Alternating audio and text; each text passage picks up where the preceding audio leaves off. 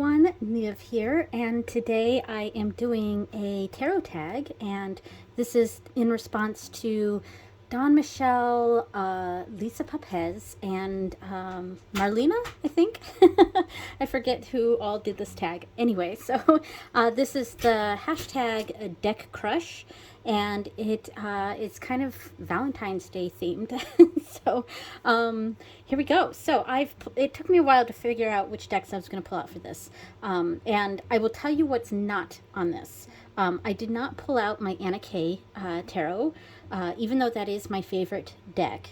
And I think that's because I feel like a lot of this for this tag is kind of more love-based, and my relationship with the Anna Kay is very much a platonic thing. It's very much a like a best friend, and maybe if that was part of this tag, so maybe, you know what? Let me add it in. Okay, so I just grabbed it. So I'm adding a tag here, or adding a prompt, and it's going to be, and this is very spur of the moment, but this is my, part of this tag, Deck Crush. This is my best friend, a platonic relationships. It's a deck I love, that I am in love with, but in a purely platonic way, and that is the Anna Kay. So I'm going ahead and adding this in, and yes, I mean, I've spoken a lot about this deck on my channel, so yeah, I mean, there's not much else I can really say about it, except that this is my favorite deck, and so spur of the moment, I've added it in this tag, added my own prompt here, and this is my best friend. A deck that I love, but purely in a platonic way. All right, so next one.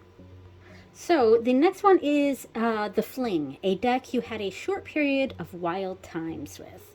And I chose the Shadowscapes Tarot.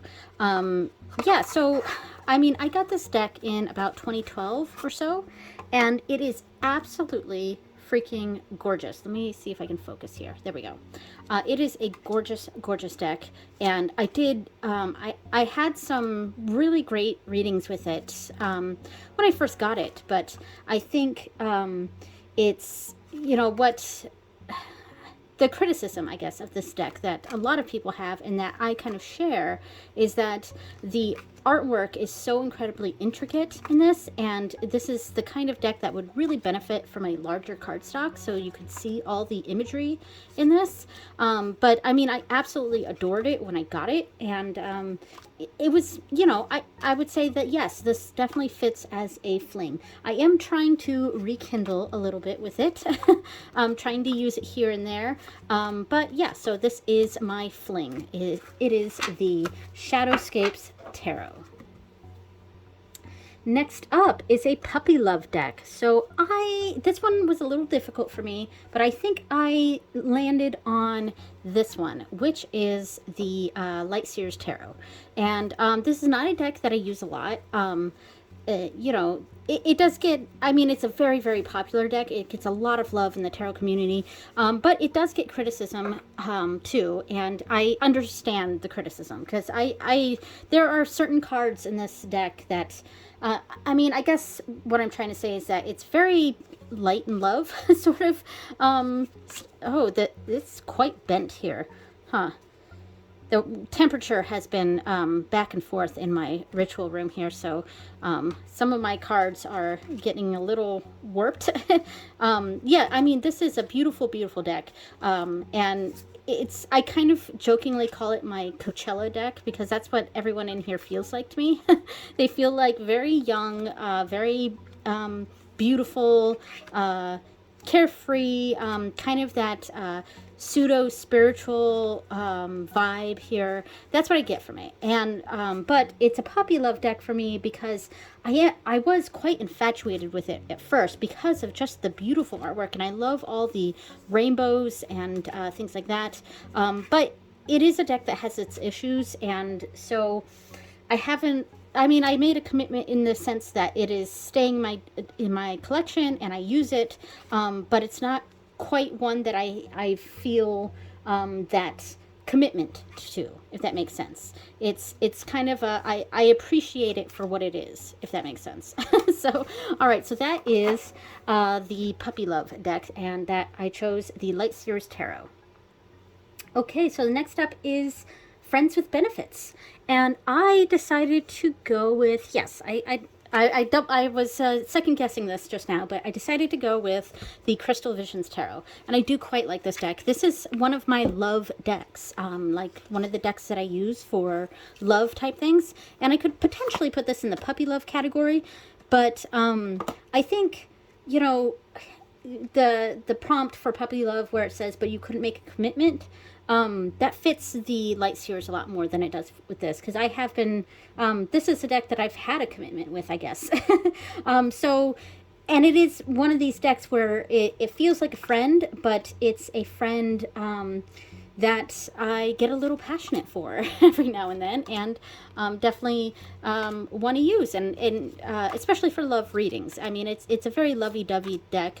I also like to use it for Lakshmi readings, but yeah, so I mean, it kind of exudes romance here, but, oh, it felt like there was a card stuck to it. Two cards stuck together, but I guess not. Yeah, I mean, it's a very romantic deck, but it's not one where, like, you know, there's a friendliness to it. I think that's what I'm trying to say. So yeah, that is the Crystal Visions Tarot, and that is my answer to the prompt, Friends with Benefits. I feel like I'm like speeding through this video, and I'm not trying to. It's just, I guess my answers are real quick and punchy. So the next prompt is Love at First Sight, and I knew exactly what deck I was going to pull for this, and that is my Moon Crystal Tarot, and that is a Sailor Moon themed tarot deck. And I absolutely love this one. It was totally a love at first sight. And this is my other deck that I often use for love type readings. The box does get a little ripped when I try to open it though, so that's a bit of a bummer. But so it's got its imperfections, but it is love at first sight. Yeah, I mean, look at the beautiful edging here.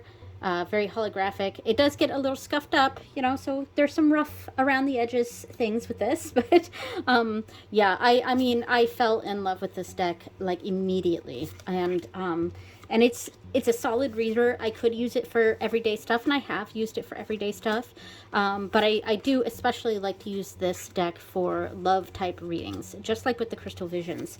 So yeah, I mean, there's not a whole lot I can say about this, because I mean, a lot of these decks I've talked about at length on my channel, so I don't want to sound like I'm repeating things. But yeah, it's beautiful. This felt like, to me, like a very grown-up Sailor Moon deck. There's lots of, like, you know, Sailor Moon decks out there that fan created, and a lot of them, you know, while very cute, are just that. They're very cute and very pippy, or, you know, things like that. But this one was fully scenic minors, and every single image was well, it looks like they're oil paintings, but once I got it in my hand, I realized that these are digitally done. So each one is like a digital hand-done digital illustration. And yeah, I mean, there was so much work put into this deck, and every aspect is what really drew me to this deck and made it a love at first sight for me. So yeah, so that is Love at First Sight, and it is the Moon Crystal Tarot, a Sailor Moon themed tarot deck. Okay, so the next one up is a bit saucy. This is the One Night Stand. So a deck you've tried out, but moved on from almost immediately, and sometimes you still think about it. And it took me a little bit to figure out which one this best describes in my collection, but I landed on the Untamed Mystery Tarot. And I wouldn't say that I've moved on from it. And I guess that is the second part of the prompt, where it's a deck you sometimes think about. It's just not a, you know, this is a deck that I got purely out of aesthetic reasons. It was not a deck that I thought was going to be like a a really insightful reader, if that makes sense. I got it just because it's pretty.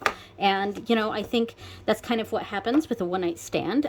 You're, you know, drawn to your other partner there. Like, you're really drawn to the other person, and in a very physical sort of way, yeah, and you act on that and have a one-night stand. And it's probably very passionate, and I mean, I think all the sparklies of this deck really exude passion to me, for me at least, and I, you know, it's just very pretty, and I'm very attracted to it. We'll just put it that way. Like, we're very attracted to it, and I was surprised by this deck when I got it, because it is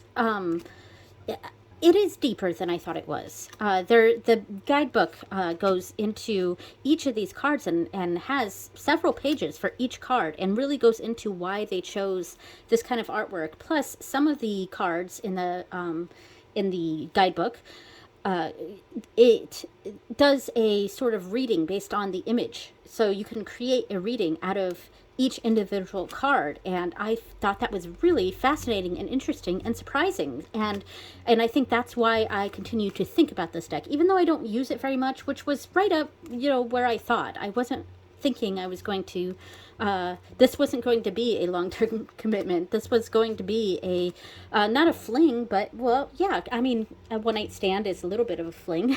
But yeah, it's just, there's a lot of passion for it, but, you know, it's not something you really see a deeper connection to.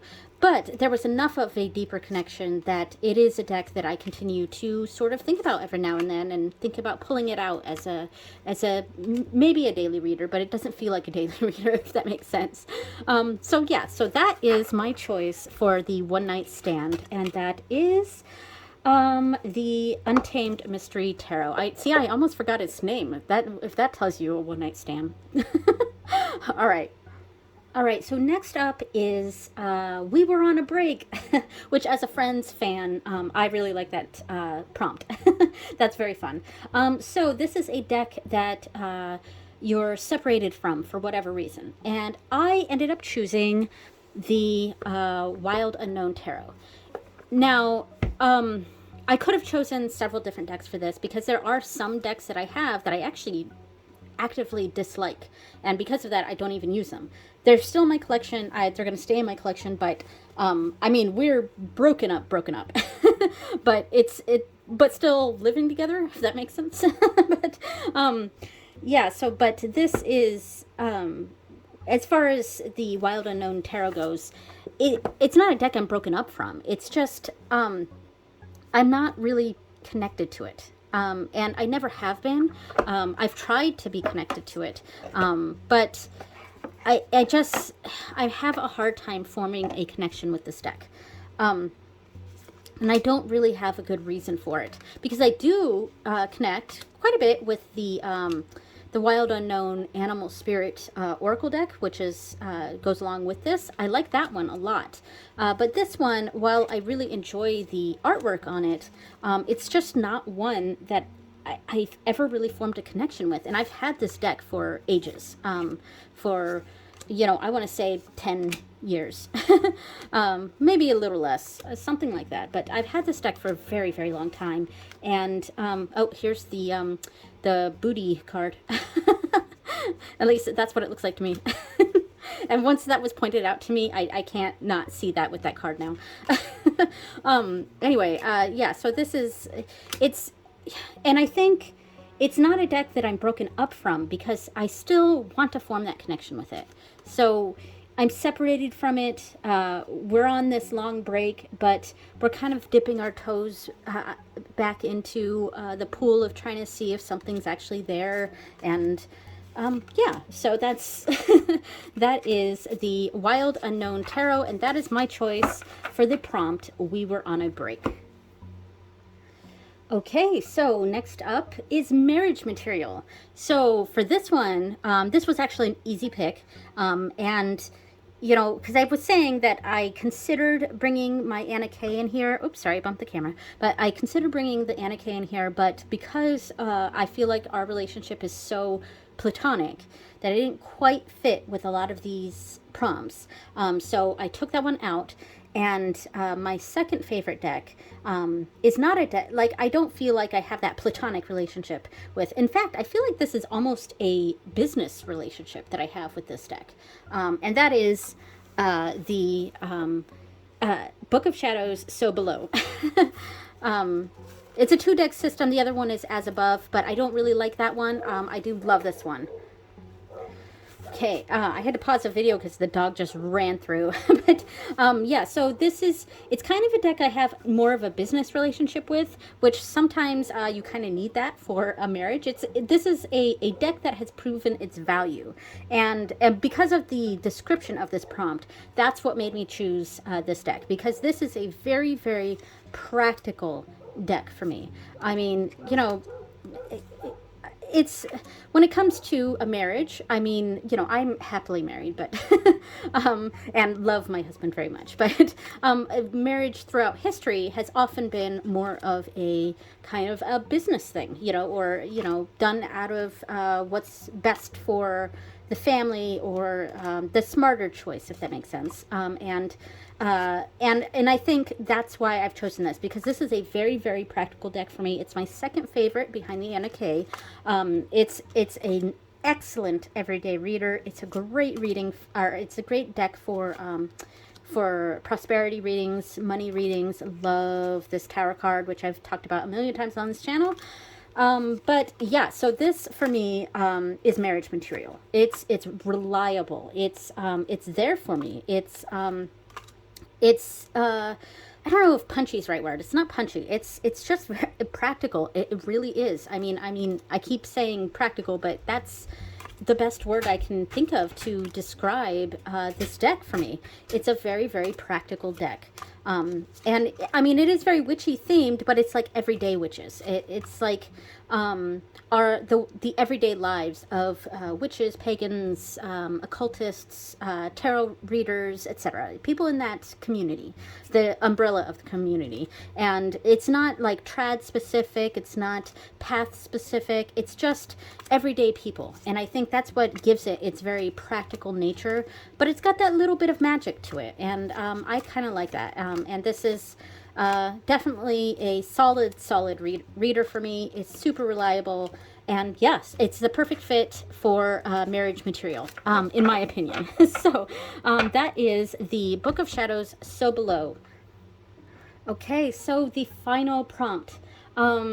I thought about this one for a little bit, but once my eyes went over this deck, I was like, that's the one. That's the one. You know, and I didn't even have to think about it twice. And that is Happily Ever After, my true love deck.